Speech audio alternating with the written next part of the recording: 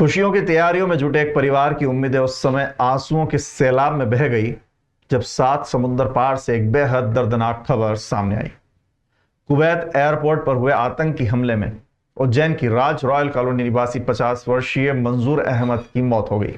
भारत सरकार और विदेश मंत्रालय की त्वरित पहल के बाद घटना के महज 3 दिनों के भीतर उनके पार्थिव शरीर को विशेष विमान से कुवैत से अहमदाबाद हवाई अड्डे लाया गया है।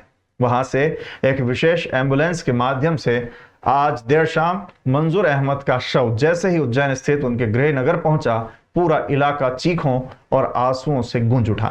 इसके बाद गमगीन माहौल में जनाजा निकाला गया और उन्हें नम आंखों से सुपुर्द खाक किया गया।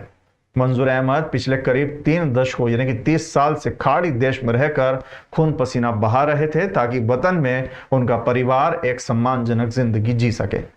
वे अपने भांजे के निकाह समारोह में शामिल होने के लिए ही भारत लौट रहे थे। घर पर उनके स्वागत और शादी के जश्न की तैयारियां अंतिम दौर में थीं।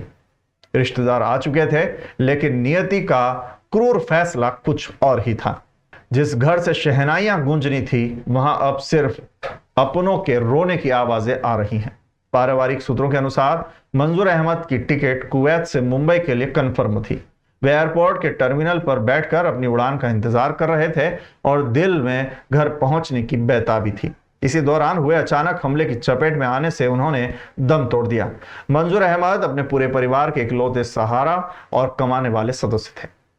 उनके पीछे अब रोती बिलखती पत्नी, 2 बेटियां और एक बेटा है, जिनकी पढ़ाई और सुनहरे भविष्य के लिए उन्होंने अपनी पूरी जवानी परदेश की गलियों में गुजार दी।